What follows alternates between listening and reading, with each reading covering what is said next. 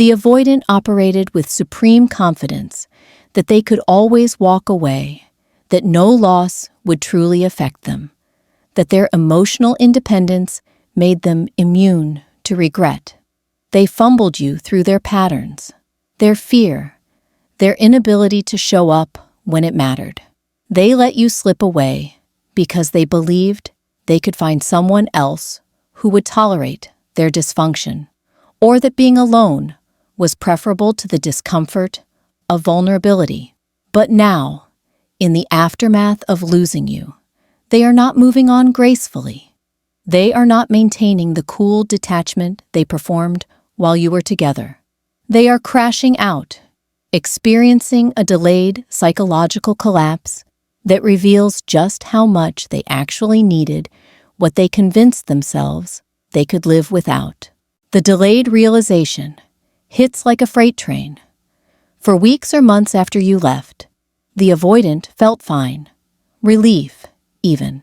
They congratulated themselves on escaping the pressure of your expectations, on reclaiming their independence, on being free from the discomfort of emotional intimacy.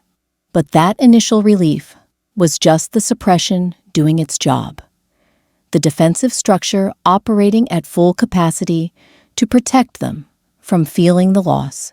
Now, as time passes and the defenses erode, reality is crashing through. They realize you are not coming back. They understand that what you offered was not common, but rare. They recognize that they fumbled someone who genuinely cared about them, someone who was willing to be patient with their patterns, someone who represented their best chance at the relationship they claimed not to want, but secretly needed. This delayed realization is devastating precisely because it comes too late. They cannot undo the fumble. They can only sit with the knowledge that they destroyed something valuable through their own fear and dysfunction. The spiral into self-destructive behavior.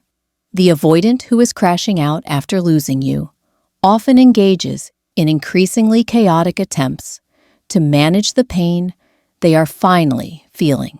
They might pursue meaningless connections with anyone available, trying to prove to themselves that you are replaceable even as each new person highlights your irreplaceability. They might throw themselves into work, substances, or distractions that prevent them from sitting with the regret. They might become erratic, making impulsive decisions that reflect internal chaos rather than their usual calculated control. This behavior is the opposite of their typical measured approach to life. The crash is evidence that losing you destabilized them in ways they never anticipated, that their independence was not as solid as they believed, that they actually needed you far more than they could admit when you were available.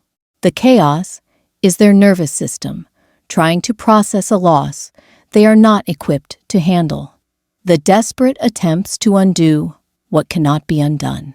As the avoidant crashes out, they often try to reverse the fumble through desperate, last-ditch efforts that reveal how much they are spiraling.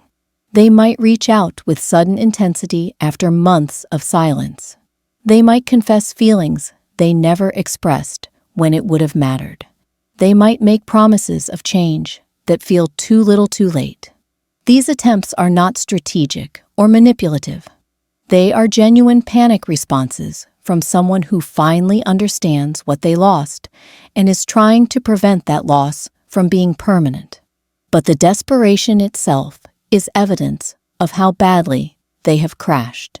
The person who prided themselves on never needing anyone is now scrambling to get back someone they pushed away, and the role reversal is psychologically disorienting for them.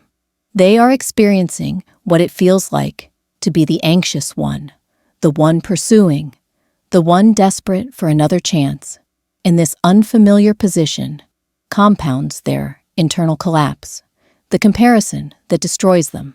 Part of what makes the crash so severe is that the avoidant cannot stop comparing their current reality to to what they had with you. Every new person is measured against you and falls short. Every moment of loneliness is amplified by the knowledge that they chose this isolation by fumbling someone who was willing to stay. Every night alone is a reminder of what they rejected. The comparison is constant and merciless, a feedback loop that prevents them from moving forward. They cannot rebuild their life because they cannot stop thinking about the life they could have had if they had not fumbled you. This obsessive comparison is part of the crash, evidence that losing you damaged their ability to function in the ways they previously could. They are stuck, unable to go back and unable to move forward, trapped in the psychological wreckage of a fumble they cannot undo. The recognition that they are their own worst enemy. The crash reaches its deepest point when the avoidant finally confronts that they fumbled you, not because of bad timing, incompatibility, or external circumstances, but because of their own patterns. They cannot blame you for being too needy. They cannot blame the relationship for being too much. They can only face that their fear, their avoidance, their inability to be vulnerable, destroyed something they actually wanted. This self-awareness is crushing because it means they are responsible for their own misery, that the very defenses meant to protect them created the loss that is now destroying them. They are crashing out because they finally see themselves clearly, and what they see is someone who systematically destroys what they most need out of fear of needing it. The fumble was not bad luck. It was the inevitable result of patterns they refused to address, and that recognition offers no comfort, no escape, only the devastating truth that they are the architect of their own suffering. Why some never recover from the crash. Not every avoidant who crashes out after fumbling someone eventually recovers and grows.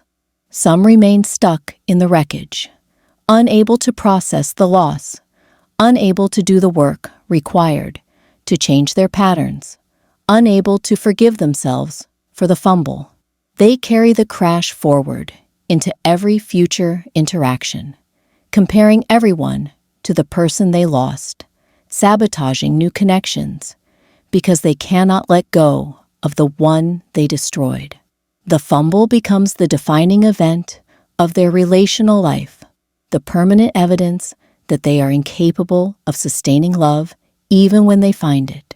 They are crashing out, not just temporarily, but permanently, trapped in a cycle of regret and dysfunction that the fumble initiated and their unwillingness to change perpetuates.